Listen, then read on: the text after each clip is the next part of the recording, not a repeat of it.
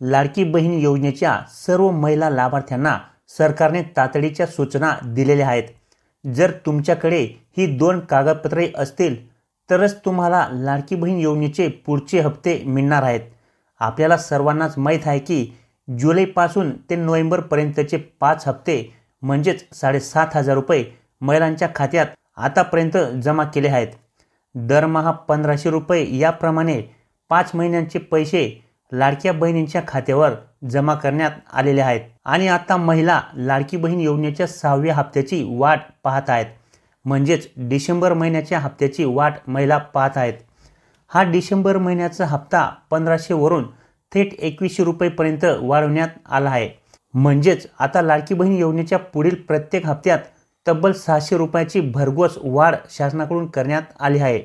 महिलांना अपेक्षा होती की महायुतीला तब्बल 234 जागा लाडक्या बहिणींमुळे मिळालेल्या आहेत आणि म्हणून जसे की मुख्यमंत्री एकनाथ शिंदे साहेब यांनी घोषणा केली होती की जर आम्ही या निवडणुकीत निवडून आलो, लाडक्या बहिणींनी आम्हाला जर निवडून दिले आणि आमची ताकद वाढवली तर आम्ही लाडकी बहीण योजनेचे अनुदान 1,500 रुपयावरून 2,000 रुपये करू, 2,000 वरून 2,500 करू आणि 2,500 वरून 3,000 रुपये करू।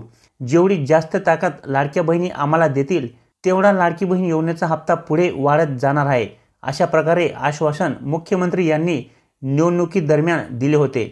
आणि म्हणून लाडक्या बहिणींना अशी अपेक्षा होती की लाडकी बहीण योजनेचा हप्ता आता 1,500 रुपयावरून 3,000 रुपये केला जाईल, पण असे काही झाले नाही।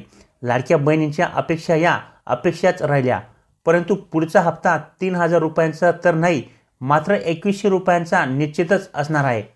कमीत कमी हप्त्यात 600 रुपयांची वाढ तरी करण्यात आली आहे। परंतु आता अशातच सरकारकडून आता एक महत्त्वाची अपडेट आणि लाडक्या बहिणींना अतिशय तातडीच्या सूचना या ठिकाणी देण्यात आल्या आहेत की आता महिलांना या ठिकाणी ही 2 कागदपत्रे सादर करावी लागतील। जर आता तुमच्याकडे ही 2 कागदपत्रे असतील, हे दोन डॉक्युमेंट्स असतील तरच आता महिलांना लाडकी बहीण योजनेचे 6व्या हप्त्याचे 2,100 रुपये तसेच त्यापुढील हप्ते मिळणार आहेत, म्हणजेच डिसेंबर, जानेवारी, फेब्रुवारी आणि मार्चचे देखील। म्हणजेच पुढील सर्वच हप्ते जर आता महिलांना पाहिजे असतील तर आता हे 2 कागदपत्रे तुमच्याकडे असणे हे खूप आवश्यक आहे। तर या व्हिडिओमध्ये पुढे जाण्या अगोदर सर्व लाडक्या बहिणींना, ताईंना एक विनंती आहे की या व्हिडिओ पाहताच एक लाईक नक्की करावे। आम्हाला माहीत आहे की तुम्हाला आमचे व्हिडिओ खूप आवडतात, कारण की व्हिडिओ माहितीपूर्ण असतात, चांगल्या प्रकारचे आणि नवनवीन अपडेट्स आम्ही तुमच्यापर्यंत पोहोचवत असतो। परंतु व्हिडिओ पाहण्याच्या नादात तुमच्याकडून व्हिडिओला लाईक केले जात नाही, तुम्ही व्हिडिओला लाईक करायला विसरतात। त्यामुळे आमचे सर्व महिलांना, सर्व बहिणींना आणि भावांना एक नम्र विनंती आहे की आपण व्हिडिओ पाहत असतानाच व्हिडिओला लाईक नक्की करा।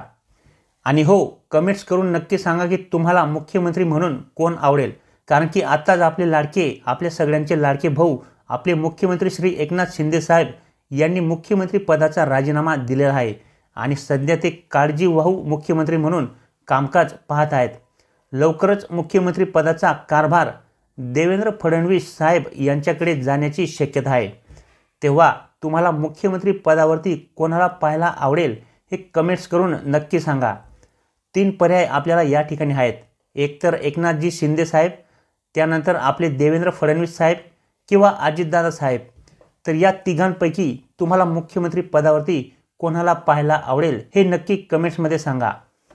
तर आता शासनाने हा जो 2 कागदपत्रांचा निर्णय घेतला आहे त्यामागे अनेक महत्त्वाचे कारणे देखील आहेत। एकतर या योजनेचा लाभ अनेक अपात्र महिलांनी देखील घेतला आहे। अपात्र महिला म्हणजे कोणत्या महिला? तर ज्या महिला अशा कुटुंबातील आहेत की जे आयकर भरतात, ज्यांचा इन्कम हा 2.5 लाखांपेक्षा जास्त आहे, किंवा ज्या महिला सरकारच्या इतर योजनांचा लाभ घेत आहेत, जसे की संजय गांधी निराधार अनुदान योजना, अशा योजनांचा लाभ घेतात। अशा महिलांनी देखील या योजनेसाठी फॉर्म भरले आणि त्यांचे अर्ज देखील मंजूर होऊन त्यांना लाभ देखील मिळाला। सरकारवरती कमी दिवसात ही योजना कार्यान्वित करण्याची जबाबदारी होती आणि त्यामुळे सर्वच फॉर्म या ठिकाणी मंजूर करण्यात आले। ज्यांना गरज नव्हती अशा महिलांनी देखील यात अर्ज केले आणि लाभ देखील घेतला। त्यांना आतापर्यंतचे सर्व हप्ते म्हणजेच 7,500 रुपये देखील मिळाले आहेत। आणि यामुळे काय झाले तर ज्या महिलांना खरोखर गरज होती, ज्या लाडक्या बहिणी खरोखर गरीब होत्या, ज्यांना अडचणी आहेत, ज्या पात्र आहेत अशा महिला मात्र मागेच राहिल्या. अशा महिलांना त्या ठिकाणी लाभ मिळू शकला नाही. अजूनही अशा 10 लाखांच्या आसपास महिला अशा बाकी आहेत ज्यांना अद्यापही लाडकी बहीण योजनेचा एकही हप्ता अजूनपर्यंत मिळाला नाही. म्हणून अजूनही त्या महिला लाडकी बहीण योजनेच्या 7,500 रुपयांची वाट पाहत आहेत. तर आता त्यांना देखील सरकारकडून सूचना देण्यात आल्या आहेत की तुम्ही सुद्धा ही 2 कागदपत्रे तयार ठेवा. तुम्हाला मागचे राहिलेले 5 हप्ते तर येतीलच, शिवाय तुम्हाला येणारे पुढचे सर्व हप्ते देखील मिळणार आहेत आणि हे सर्व पैसे आता महिलांना लवकरच दिले जाणार आहेत. सरकारने सांगितले होते की विधानसभा निवडणूक झाल्यावर लगेचच तुमच्या खात्यावरती लाडकी बहीण योजनेचे हप्ते हे जमा व्हायला सुरुवात होईल. आता यात ज्या अपात्र महिला आहेत त्या महिलांना सरकारला आता या योजनेतून बाहेर काढायचे आहे आणि खरोखर ज्या महिला या योजनेसाठी पात्र आहेत, खरोखर ज्या महिलांना पैशांची गरज आहे, ज्या महिला गरीब आहेत, ज्यांचे उत्पन्न खूपच कमी आहे, त्याच महिलांना आता इथून पुढे या योजनेचा लाभ दिला जाणार आहे. तुम्हाला आठवत असेल की ज्यावेळी आपण या योजनेसाठी फॉर्म भरला त्यावेळी तुम्हाला या ठिकाणी एक हमीपत्र देखील जोडण्यासाठी सांगण्यात आले होते आणि या हमीपत्रामध्ये स्पष्ट उल्लेख करण्यात आला होता की तुमच्या कुटुंबाचे वार्षिक उत्पन्न हे 2.5 लाखांपेक्षा कमी आहे आणि सर्वच महिलांनी त्या पर्यायावरती टिकमार देखील करून फॉर्म भरले होते. आता अशा महिला ज्या या योजनेत बसत नाहीत अशा महिलांना सरकार या योजनेतून बाहेर काढणार आहे, जेणेकरून पुढील 5 वर्षे पात्र महिलांना या योजनेचा लाभ व्यवस्थितरित्या मिळू शकेल. कारण की या योजनेच्या लाभार्थ्यांची संख्या ही जवळपास 2,40,00,000 गेली आहे आणि या सर्व महिलांना सरकारला दर महिन्याला 2100 रुपये आता इथून पुढे द्यावे लागणार आहेत. त्यामुळे ज्या अपात्र महिला आहेत, ज्यांचे उत्पन्न जास्त आहे, आता अशा महिलांना या योजनेतून वगळण्याचे काम सरकारने सुरू केले आहे आणि अशा अपात्र महिलांची माहिती सरकारकडून जमा केली जात आहे. त्यामुळे सरकारकडून अजून लाडकी बहीण योजनेचा 6वा हप्ता हा जमा करण्यात आलेला नाहीये. तसेच बऱ्याचशा महिला संजय गांधी योजनेचा लाभ देखील घेत आहेत आणि त्यांनी देखील लाडकी बहीण योजनेसाठी फॉर्म भरले आहेत.